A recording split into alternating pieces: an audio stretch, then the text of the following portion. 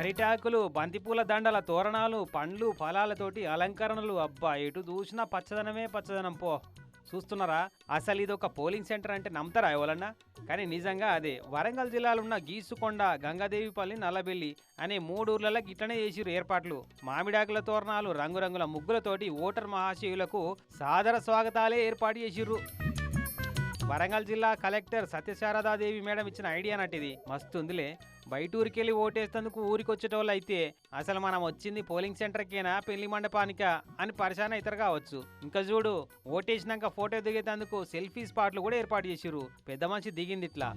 అక్కడ medical camp కోసం ఇనుప టేబుల్ల మీద మొత్తం అరిటాకులు పరిచి వాటి మీద మందులు గోళీలు గిట్లా పెట్టిర్రు మెడికల్ సిబ్బంది. వరంగల్లో ఎకో ఫ్రెండ్లీ ఎలక్షన్ కేంద్రం కథ అట్లుంటే ఇటు యాదాద్రి భువనగిరి జిల్లా భూదాన్ పోచంపల్లి మండలం జలాల్పూర్ పోలింగ్ సెంటర్ కాడ చేసిన ఏర్పాటు ఎట్లుందో చూడు.